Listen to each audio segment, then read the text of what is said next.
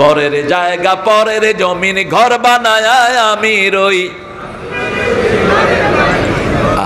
এই ছোট্ট ঘরটাও আমার না, আমার নখগুলো বড় হয় আমাকে জিজ্ঞাসা করে না, আমার দাড়ি মোছ বড় হয়, 5-6 মাস যদি মোছ না কাটে কি অবস্থা হবে? রবীন্দ্রনাথ ঠাকুর, কি ঠাকুর? হাসে না কাঁদে বুঝাও যায় না, আম খায় না মোষ খায় জানাও যায় না, ঠিক না? কি সুন্দর নিয়ম করে দিলেন। আবার ভুরু বাড়ে না, ভুরু যদি বাড়তো মানুষ বলতো তুমি খেয়ে আমি খেয়ে, ভুরু উঠিয়ে কথা বলতে হতো। ভুরুকে আল্লাহ ফিক্স করে দিয়েছেন। আর মেয়েরা ভুরু ছাঁচে, মেয়েরা মনে করে আল্লাহর সৌন্দর্য জ্ঞান নাই, নাউজুবিল্লাহ। সবচেয়ে সুন্দর কে? আরো জোরে বলেন। দুনিয়া সুন্দর, মানুষ সুন্দর, আসমান সুন্দর, জমিন সুন্দর, সুন্দরে সুন্দরে পাল্লা, জানি না কত সুন্দর তুমি আল্লাহ, জানি না কত সুন্দর তুমি আল্লাহ। আল্লাহু আকবার। ফুল বলে, মানুষ বলে ফুল সুন্দর, ফুল বলে আমি যে সুন্দর, আল্লাহ কসম খাইনি, তোমাদের জন্য 4টা কসম আল্লাহ খেয়েছে। আল্লাহ বলেছেন ওয়াতিন ওয়াজাইতুন ও তুরি সিনিন ও হাদাল বালাদিল লাকাদ খালাকনাল ইনসানা ফি আহসানি তাকওয়িম। মানুষের চেয়ে সুন্দর পৃথিবীতে আর কিছুই। সেই মানুষের মধ্যে সবচেয়ে সুন্দর ছিলেন রাহমাতাল লিল আলামিন। যে মানুষ মানুষের বেদনায় কেঁদেছিল আজীবন মদিনায়, সে মানুষ যদি এত সুন্দর না জানি তাহলে তুমি কত সুন্দর, কত সুন্দর। কে সুন্দর? আল্লাহ। তোমার সৃষ্টি যদি হয় এত সুন্দর না জানি তাহলে তুমি কত সুন্দর, কত সুন্দর। নজরুলও লিখেছেন সুন্দর ফুল সুন্দর ফল,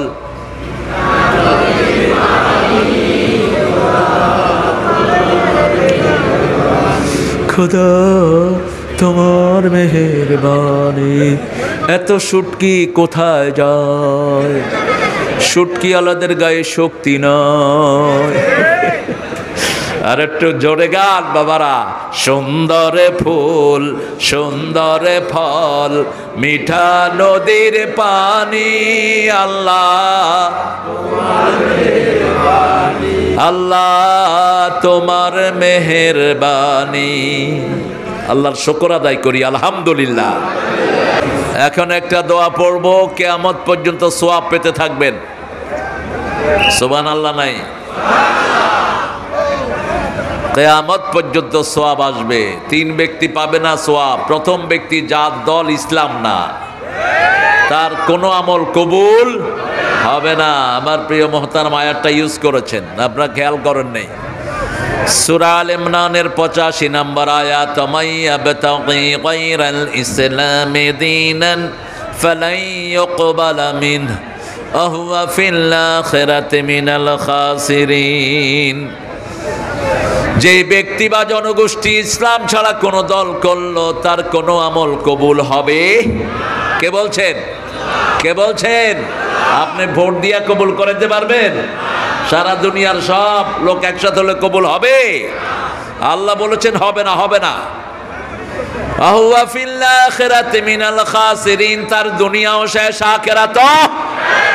এই ক্ষতি থেকে বাঁচার জন্য আদম আলাইহিস সালামকে প্রথম দোয়া শিখালেন, রাব্বানা যালামনা। পড়েন, রাব্বানা যালামনা আনফুসানা ওয়া ইল্লাম তাগফির লানা ওয়া তারহামনা লানাকুনান্না মিনাল। এই দোয়া থেকে, এই ক্ষতি থেকে বাঁচার জন্য একটা সূরা নাজিল করলেন, ওয়াল আসর। পড়েন, ইন্নাল ইনসানা লাফি খুসর ইল্লাল্লাযীনা আমানু ওয়া আমিলুস সালিহাত ওয়া তাওয়াসাউ বিল হাক্কি ওয়া তাওয়াসাউ বিস। 2 নাম্বার, বেনমাজির কোনো আমল কবুল হয় না। এশার নামাজ পড়েননি, মারা গেলে ফেরাউনের সাথে দেখা হবে, নমরুদ হামানের সাথে দেখা হবে। আর এশা পড়েছেন, রাসূলের সাথে সাক্ষাৎ হওয়ার সম্ভাবনা আছে। রাসূল বলছেন, when any believer dies, all the believer in the graveyard gather in his graveyard. They was marking around and they was talking with him. যখন কোন মুমিন মারা যায়, সব মুমিন রূহগুলো তাকে দেখতে আসে, এসে বলে কাইফা আন্ত, কাইফা আহওয়ালু, কাইফা উসরাতু, how is your family, how are you, how is everything, how is that person you know who was living with you. জিজ্ঞেস করে তোমার ওই বন্ধুটা কেমন আছে। ও বলবে যে বন্ধুটা তো মারা গেছে। বলবে বন্ধুটা মারা গেছে, আমাদের সাথে তো দেখা হয়নি, তাহলে অন্য জায়গায় আছে। জায়গা কয়টা? একটা জান্নাত আর একটা কোথায়? জান্নাতীরা দেখে নাই মানে কোথায় আছে?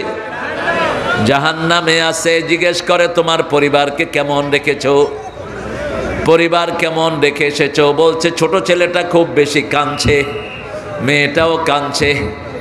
কবরের মুর্দারা এইভাবে কথা বলে, খোঁজ খবর নেয়। আল্লাহ আমাদেরকে মুমিন হিসাবে কবুল করেন।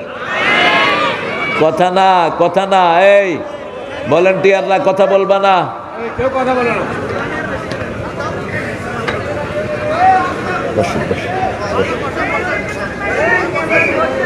আপনারা এত ছোট জায়গায় মাহফিল করলেন কেন? আবার আর জায়গা নাই নাসা। এই যে শুটকি ব্যবসায়ীদেরকে এখানেই করতে হবে নাকি? শুটকির ঘ্রাণ যাতে পাই। শুটকির ঘ্রাণ পাচ্ছি আলহামদুলিল্লাহ। চিন্তা করেন না, শুটকি বেহেশতেও খাওয়ানো হবে। বেহেশতের জান্নাতীদের সবচেয়ে প্রিয় খাবার হবে মাছের কলিজা। মাছের কি কলিজা? আর পাখির কলিজা, ভুনা পাখির কলিজা। আর তার আগে বড়ই খাওয়াবেন, তার আগে কলা খাওয়াবেন, পানি খাওয়াবেন, ফল খাওয়াবেন, এরপরে দিবেন এগুলো। আগে ফল, তারপরে গোস্ত, তারপরে কি গোস্ত। সূরা ফাতিহার ভিতরে আল্লাহ সিরিয়াল করে দিয়েছেন। 3 নাম্বার, মুশরিকদের কোনো দোয়া কবুল হয় না। মুশরিক আছে না নাই? বিগত সরকার ছিল মুশরিক সরকার, সারা দেশে তারা মূর্তি বানিয়েছে, ঠিক না বে ঠিক? মূর্তি বানালো যারা জাহান্নামে যাবে। রাসূল বলতেন মূর্তি এবং মূর্তি পূজারীকে একসাথে কোথায় দেয়া হবে? এই জন্য 5 ওয়াক্ত নামাজে রাসূল পড়তেন, ইন্নী ওয়াজ্জাহাতু ওয়াজহিয়া লিল্লাযী ফাতারাস সামাওয়াতি ওয়াল আরদ হানিফান ওয়া মা আনা মিনাল মুশরিকিন। শিরক যেখানে, জান্নাত নাই সেখানে। রাসূল বলতেন, বুখারীর 16 নম্বর হাদিস, মান ক্বালা লা ইলাহা ইল্লাল্লাহ লাম ইউশরিক বিল্লাহ দাখালাল জান্নাহ। যে বলেছে লা ইলাহা ইল্লাল্লাহ, শিরক করে নাই, সে জান্নাতি। সে কি জান্নাতি? অতীতের শব্দ ব্যবহার করলেন, দাখালাল জান্নাহ, সে জান্নাতি হয়ে গেছে। সুবহানাল্লাহ। আবার বলছেন যে 2 ঠান্ডার নামাজ পড়বে সেও জান্নাতি। আসরের সুন্নত যে পড়বে জাহান্নাম তাকে স্পর্শ করতে পারবে না।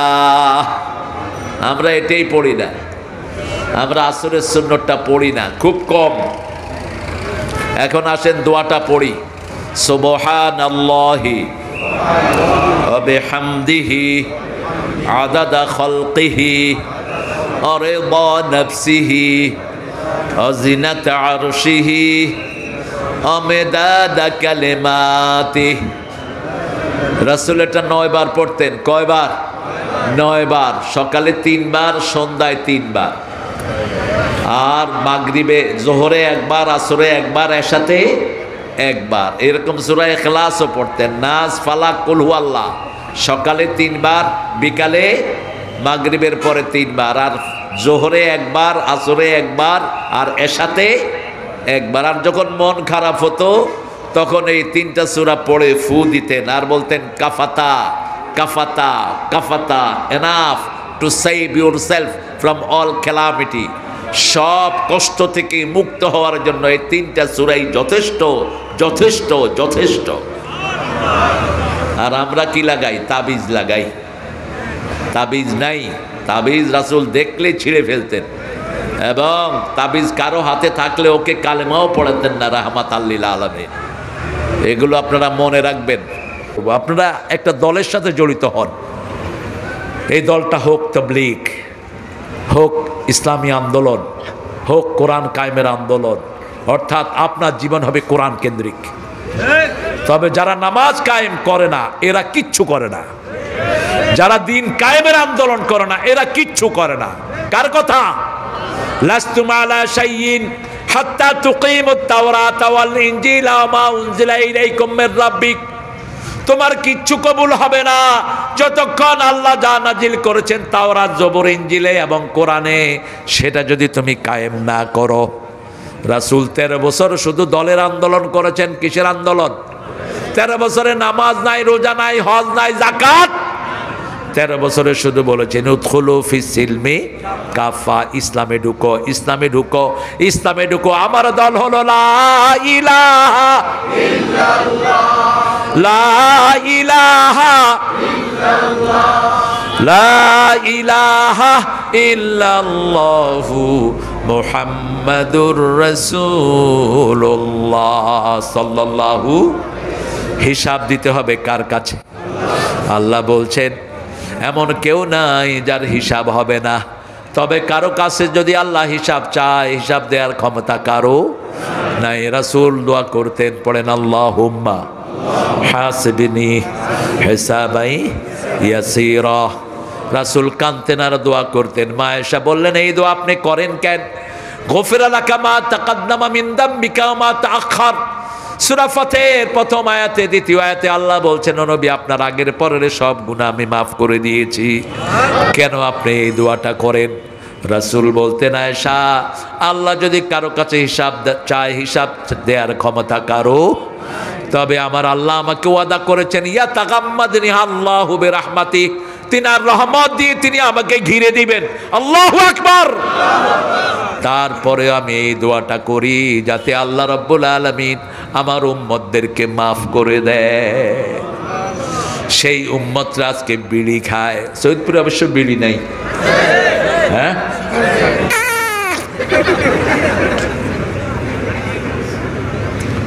গতকালকেই এক চেয়ারম্যান এক হুজুরের সাথে হাত মিলালেন।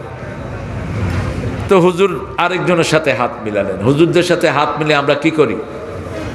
ভক্তির সাথে আমরা মুখে মুছে দেই। এখন ওই ছেলে মুখে মুছতে গিয়ে দেখে যে বিড়ির গন্ধ। কয় হুজুর আপনি বিড়ি খেলেন কেন? কয় আল্লাহর কসম বাবা আমি বিড়ি ধরিও নাই।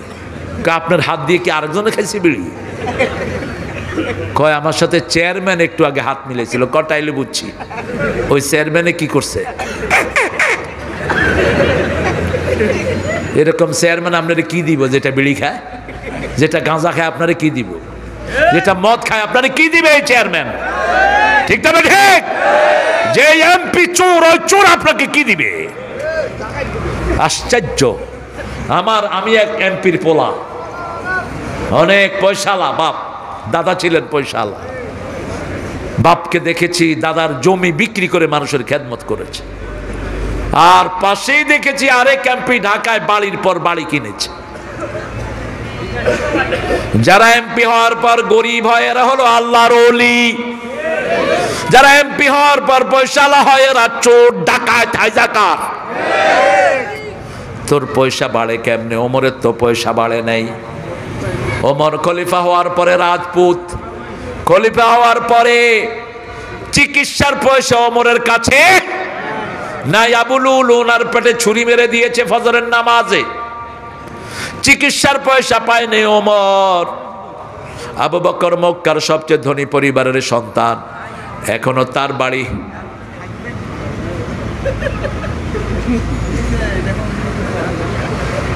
এখানে চলে আসে বাবা, তোমার কথা এখানে চলে আসে তো, বুঝছো না? তুমি এটা না বুঝলে বুঝবে কে?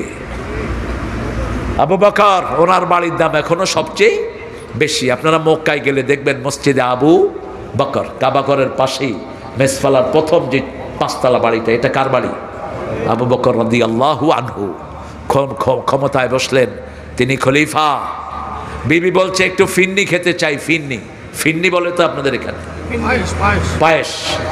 বিহারিরা রান্নায় বড় ওস্তাদ, এখানের রান্নাগুলো খুব স্বাদ হয়।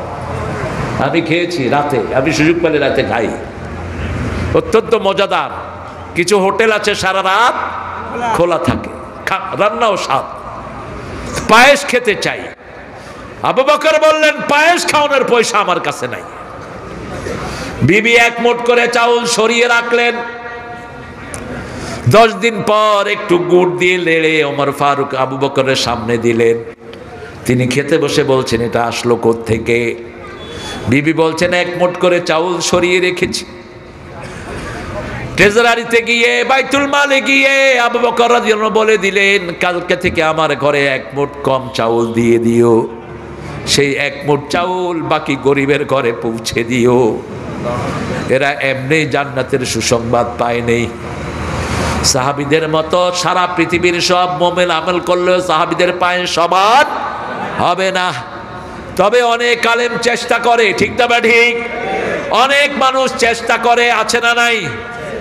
আলী হাসান মুজাহিদের ঘরে আমি দেখেছি, তিনি ক্যাবিনেট মন্ত্রী হলেন। চাচিকে বলছেন আলু ডাল আর চাউল কিনে দিলাম, আলু ডাল আর চাউল, আর কিছু চাইবা না আমার কাছে। একজন ক্যাবিনেট মন্ত্রী আর একটা কমিশনার কোটি টাকার মালিক, কাজের পোলা 400 কোটি টাকার মালিক। আমরা একজনের কাছে বিচার চাই, তিনি কে? তবে আমরা যদি নামাজ পড়ি, কোরবানি দেই, আমাদের সব অভাব দূর করে দিবেন কে? রাসূলকে জিজ্ঞেস করা হলো সবচেয়ে ভালো মানুষ কে? রাসূল বললেন খায়রুন নাস মান ইয়ানফাউন নাস, সবচেয়ে ভালো মানুষ যে মানুষের কল্যাণের চিন্তা করে। আপনি আপনার একজন ব্যবসায়ের দোকানে আপনি চাকরি করেন, আপনি চাইবেন ওই মালিকের যেন কল্যাণ হয়, আর মালিকও চাইবে আমার শ্রমিকের যেন কল্যাণ হয়। শ্রমিকের ঘাম শুকানোর আগে বেতন দেওয়ার কথা বলেছেন কে? আল্লাহ বলেছেন রাসূলের মাধ্যমে। মালিক যেমন শ্রমিকের দিকে খেয়াল রাখবে, শ্রমিকও মালিকের সম্পদকে সুন্দর নিজের আপন মনে করে ব্যয় করবে। অনেক শ্রমিক জাহান্নামে চলে যাবে, আছে না নাই? প্রতিদিন কিছু টাকা সরিয়ে ফেলে ক্যাশ থেকে, এরকম আল্লাহর ওলি অবশ্য এখানে নাই না। একজন সাহাবী ছিলেন, বুখারীর হাদিস বলে শেষ করব ইনশাআল্লাহ। সাহাবীর নাম হলো কারকারা। কি নাম? জোরে বলেন। কারকারা। রাসূলকে বলা হলো ইয়া রাসূলুল্লাহ কারকারা মারা গেছে। এই সাহাবী রাসূলের বডিগার্ডও থাকতেন মাঝে মধ্যে। রাসূল একটু চিন্তা করে বললেন কারকারা ফিন্নার, ও জাহান্নামী। সাহাবায়ে কেরাম হয়রান হয়ে গেলেন, কি বলল? রাসূলের কাজ করেছে, এই লোক জাহান্নামী হয় কেমনে? রাসূলের কথা তো মিথ্যা হতে পারে? আগামী দিনের সূর্য ওঠা মিথ্যা হবে, রাসূলের কথা কোনোটা মিথ্যা হওয়া সম্ভব? রাসূল বলেছেন যৌন জীবন যদি সুন্দর না রাখো এইডস হবে, এমন রোগ হবে যে রোগের কোনো ঔষধ এখন হচ্ছে কি হচ্ছে না। যারা বিভিন্ন বহুমুখী মেয়েদের কাছে যায়, চরিত্রহীন, আছে না নাই? মনে রাখবেন কেন অসুস্থতা হয়? প্রত্যেক মানুষের সেক্সের গ্রুপ আছে, যেমন রক্তের গ্রুপ আছে, সেক্সেরও গ্রুপ আছে।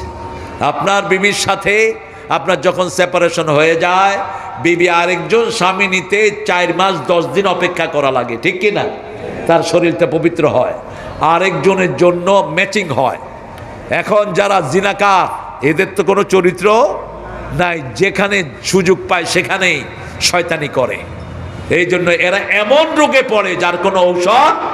যেমন আপনার শরীরে আপনার B+ রক্ত, এখন যদি A+ ঢুকিয়ে দেয় আপনি বাঁচবেন? কথা কন না কেন? সেম জিনিস, একই জিনিস। এই জন্য জিনাকাররা বেশি দিন বাঁচতে পারে। আল্লাহ আমাদেরকে এই সমস্ত নোংরামি থেকে হেফাজত করেন। চোখের জিনা যারা করে তাদের চোখের জ্যোতি কমিয়ে দেন কে? রাসূল বলেছেন কারো সতরের দিকে তাকাবা না, এমনকি নিজের সতরের দিকে তাকাবা না, চোখের জ্যোতি কমে যায়।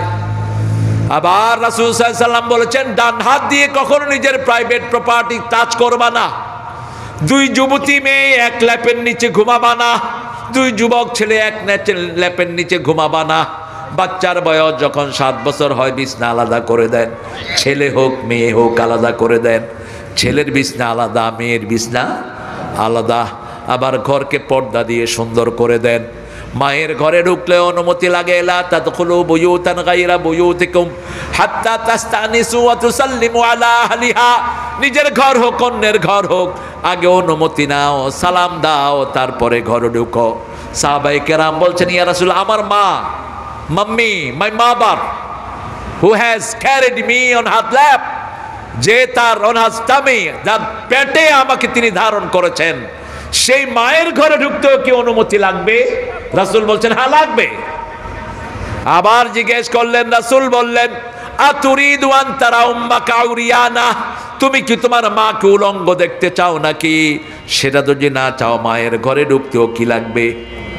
অনুমতি কিভাবে নেবেন? নক করবেন, একবারে 3টা করবেন। একটা নক করে জিনেরা, এটা জেনে নেবেন কেমনে করবেন।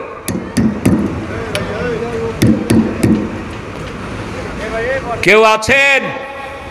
আবার ঘরে এমনি উকি টুকি মাইরা কয়, কই কেউ নাই? রাসূল বলেছেন, এদের চোখগুলো লোহার রড দিয়ে কি করে দাও, খবরদার কারো ঘরের ভিতরে তাকাবেন না। কই দেখতেছি না তো, কই? বলছে ভিতরে দেখা যায় না, এমন আড় হয়ে দাঁড়াবা। জিজ্ঞেস করবেন, কেউ আছেন? কয়বার? 3 বার। ইন কিলা লাকুম ইরজাউ ফারজাউ যালিকা আজকা লাকুম। ভিতরে লোক আছে, আপনাকে বলছেন কে? আপনি বলেন আমি তারেক। আপনি তার কাছে অনুমতি চাইলেন, তিনি বললেন এখন না। আপনি বললেন আগামী বছর দেখামো তোমারে, তুমি আমারে আসতে দাও নি তো আমিও তোমারে আমার ঘরে আসতে দেব না। না, আল্লাহ বলছেন যদি বলে ফিরে যাও, ফিরে যাও, এটাই তোমার জন্য কল্যাণকর। সালাম দিবেন কয়বার? 3 বার। জিনেরা কয়বার? 1 বার। নক করবেন কয়বার? 3 বার। ঘরে বিলাই রাখবেন, তাহলে আর জিন ঢুকবে না, কোনো বিষাক্ত প্রাণী ঢুকবে না। আর বিড়াল হলো সবচেয়ে ভদ্র প্রাণী, বলেছেন রাহমাতাল লিল। বিড়াল পেশাব করে কি করে?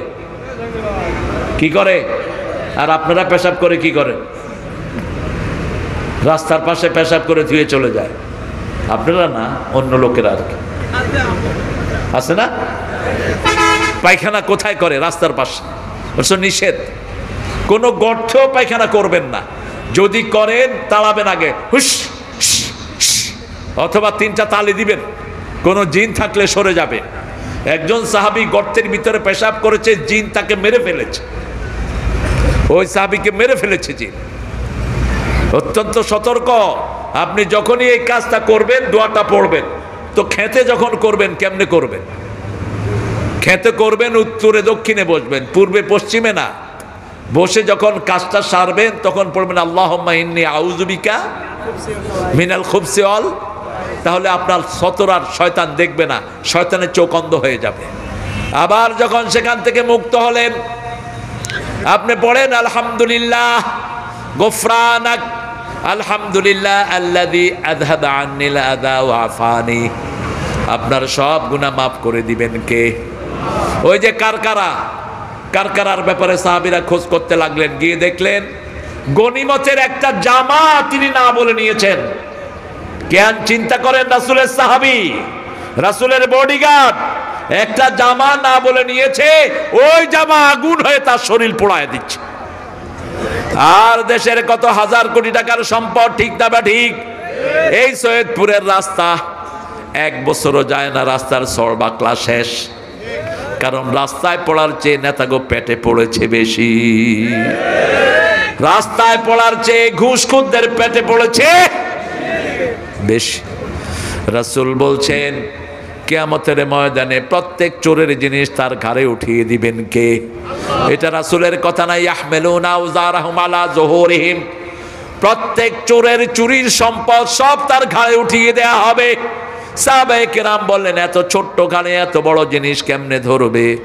রাসূল বললেন এক এক জাহান্নামীর ঘাড় উহুদ পাহাড়ের মতো লম্বা করে দেয়া হবে। 10 মাইল লম্বা, 2.5 মাইল চওড়া হবে ঘাড়। মুখটা হবে পুরা রংপুরের মতো। কিসের মতো? এই পিঠের উপরে রড, সিমেন্ট, বালু, পিস সব নিয়ে উঠবে। মানুষ বলবে কে রে? কয় আমাদের এমপি সাহেব, আমাদের চেয়ারম্যান, চোর চেয়ারম্যান সাহেব। করোনার গম চুরি করছে এরকম চেয়ারম্যান বোধহয় নাই। ইসলামী আইনের সবচেয়ে বিরোধী হলো এই সমস্ত অসাধু নেতৃবৃন্দ, ঠিক কিনা? ওরা জানে ইসলাম যদি আসে গরিবরা উপকার পাবে, কিন্তু চোর ডাকাতের হাত কি হবে? কাটা যাবে, কোনো গরিবের কিচ্ছু হবে না, ঠিক না বা ঠিক? এখন যদি ইসলামের আইন আসে, জিনা ব্যভিচারের জন্য আগে ইন্টারনেটে যত বাজে ফিল্ম আছে এগুলো বন্ধ করতে হবে, ঠিক না বা ঠিক? আপনি এগুলো চালাবেন, আবার বলবেন এটা করলেই শাস্তি, না, এটা হবে না। ইসলাম আগে মানুষের খাদ্যের সমাধান দেয়, তারপরে চুরির আইন ফাঁস করে। আগে পর্দা পুশিদার ব্যবস্থা করে, তারপরে পর্দার কেউ খেলাপ করলে তার বিচার করবে, ঠিক কিনা? তবে ইসলাম যেখানে আসবে হিন্দুদের জন্য লাভ আছে না নাই? আল্লাহর সূর্য যেমন সবাইকে সমানভাবে আলো দেয়, আল্লাহর আইনও সমানভাবে শান্তি দিবে। হিসাব নিবেন কে? প্রতিদিন অন্তত 10 বার পড়ব, পড়েন আল্লাহুম্মা হাসিবনি হিসাবাই ইয়াসিরা, আল্লাহুম্মা হাসিবনি হিসাবাই ইয়াসিরা। রাসূল সাল্লাল্লাহু আলাইহি ওয়াসাল্লাম এই দোয়া পড়তেন, আমরা যেন পড়তে পারি। কবি নজরুল এটাকে একটা গানের রূপ দিয়েছেন। রোজ হাসরে আল্লাহ আমার করোনা বিচার, আল্লাহ করোনা বিচার। বলেন, রোজ হাসরে আল্লাহ আমার করোনা বিচার, আল্লাহ। কত অসাধারণ লেখক ছিলেন তিনি, আল্লাহ তাকে মাফ করে দিক। ফি গাফলাতিম মুরিদুন, গাফলা, রাসূল বলছেন যারা দৈনিক 100 আয়াত পড়বে গাফেল হিসাবে তার নাম লেখা হবে না। কয়শো আয়াত? 100 আয়াত যদি 5 ওয়াক্ত নামাজ ইমামের পিছনে পড়েন, এমনি 100 আয়াত হয়ে যায়, ঠিক না বে ঠিক? কথা বলেন না কেন? পড়বেন তো, পড়বেন তো প্রিয় ভাইরা। সূরা ইখলাস রাসূল দৈনিক 100 বার পড়তেন। যদি 100 বার সূরা ইখলাস পড়েন 400 আয়াত হয়ে যায়। সূরা ইখলাসে কয় আয়াত? কয় আয়াত? কুল হুয়াল্লাহু আল্লাহুস লাম ইয়ালিদ ওয়া লাম ইয়াকুল লাহু। হিন্দু ভাইরা, আপনাদের গীতা, তারপরে আপনাদের ঋগ্বেদ, অথর্ববেদ, লেজুরবেদ, কল্কি, পুরাণ, মহাভারত, গীতা, এই 7টাতেই সূরা ইখলাস আছে। সেখানে আপনারা লিখেছেন ভগবান এক ही है, दूसरा नहीं, दूसरा नहीं, दूसरा नहीं, उसका मानंद कोई नहीं, उसका शक्ल भी नहीं, उसका कोई छाया भी नहीं। আল্লাহ একজন, একজন, তার কোনো ছায়া নাই, তার কোনো রূপ নাই, তার রূপ কি সেটা তিনিই জানেন, ঠিক কি না? এটা অর্থ কি? কুল হুয়াল্লাহু আল্লাহুস লাম ইয়ালিদ ওয়া লাম ইয়াকুল লাহু কুফুয়ান আহাদ। তবে আমরা মানুষের খেদমত করব, যেমন নিজের হিসাবের চিন্তা করব। কিছু মানুষ আছে দুনিয়া থাকতেই জাহান্নাম ঠিক করে যায়, বলেছেন রাহমাতাল লিল। অনেক পিতামাতা জাহান্নাম ঠিক করে যায়। রাসূল বললেন এরা কারা? শুনো, এরা ও সমস্ত পিতামাতা এক ছেলেকে বেশি সম্পদ দেয় আর এক ছেলেকে কম, সব ছেলেদেরকে দিয়ে যায়, মেয়েদেরকে কিছুই। এই পিতামাতারা কোথায় যাবে? জাহান্নামে যাবে। এই পিতারা, মায়ের হাতে তো কিছুই থাকে না, সবটা কার হাতে? এটার ঘুম আসতেছে, আরে হ্যাঁ। খায়ের, আমরা এখন সমাপ্তির দিকে যাব। বলেন ইকতারাবা লিন্নাসে হিসাবুহুম ওহুম ফি গাফলাতিম মুরিদুন। আমরা হিসাবের জন্য কি দোয়া পড়ব? কি দোয়া? জোরে বলেন, আরো জোরে বলেন। আল্লাহ আমাদের সবাইকে আপনি মাফ করে দেন, আমাদের হিসাব আপনি মাফ করে দেন, বিনা হিসাবে আমাদেরকে জান্নাত দিয়ে দিয়েন। আল্লাহ মানুষ ও জিন জাতিকে সৃষ্টি করেছে এবং এই দুই জাতির বিচার হবে কিয়ামত দিবসে। যেহেতু মানুষকে দিক নির্দেশনা দেওয়ার জন্য যুগে যুগে নবী রাসূল পেন, জিনদের দিক নির্দেশনার জন্য এই নবীরাই জিনদের নবী। এই নবীরাই জিনদের নবী। রাসূলের কাছে জিনেরা দলে দলে এসে পড়েছে লা ইলাহা মুহাম্মাদুর। আমার এই মাহফিলেও জিন আছে, আপনারা টের পান না। যে কোনো কোরআনের মাহফিলে কি আসে? জিন আসে। জিনদের মধ্যে দুই গ্রুপ, একটা হলো কাফের, আরেকটা কি মুমিন। আমাদের মধ্যে কয় গ্রুপ? দুই গ্রুপ। আরেক গ্রুপ আছে মুনাফিক। মুনাফিকরা হলো বড় কাফের। মুনাফিকরা কি? বড় কাফের। তো আমাদের মধ্যেও আছে, ওরা জিনদের মধ্যেও আছে। ওমা খালাকতুল জিন্না ওয়াল ইল্লা লিয়াবুদুন। ইবাদত দুই গ্রুপে করবে। ইবাদতের নিয়ম রাসূল যেটা শিখিয়েছেন সেটাই। রাসূল যেভাবে নামাজ পড়েছেন জিনেরাও এইভাবে নামাজ পড়ে। সেজন্য আলাদা করে দেখার কোনো কারণ নাই। কোন নবী জিনদের মধ্য থেকে নয়, সব জিনেরা একজন নবীর আন্ডারে ছিল। কোন মানুষ কোন জিনের আন্ডারে থাকে নাই, কোনোদিন থাকে নাই। ঠিক না বেটি? এখনো আমাদের মধ্যে কিছু আলেম আছে যাদের কথায় জিনেরা উঠে বসে, কিন্তু কোন জিনের কথায় কোনো আলেম উঠে বসে না। কারণ আপনি যদি সূরা জিন পড়েন, আপনি যদি কোরআনের কিছু আমল করেন, জিনরা মোমেন জিনরা আপনার সাথে কোনো সাক্ষাৎ করবে। কিন্তু রাসূল বলেছেন কোনো জিন দিয়ে কোনো কাজ করবা না। যদি শুনেন কোনো জিন হুজুর, বুঝবেন এটা কাফের। এটা কি? কাফের। রাসূল বলেছেন কোন জিন থেকে কোনো উপকার নিবা না। রাসূল তায়েফে মায়ের খেয়েছেন, ইচ্ছা করলে জিন আগে পাঠায়া তায়েফের অবস্থা জানতে পারতেন, ঠিক কি না? উহুদে মায়ের খেয়েছেন, ওহুদে ইচ্ছা করলে আগে জিন পাঠাতে পারতেন। জিনেরা এসে রাসূলকে সাহায্য করতে চেয়েছে। রাসূল বলছেন তোমাদের সাহায্যের আমার কোনো দরকার, আমার জন্য কার সাহায্য যথেষ্ট। বলেন সুবহানাকা আল্লাহুম্মা ওয়া বিহামদিক আশহাদু আল্লা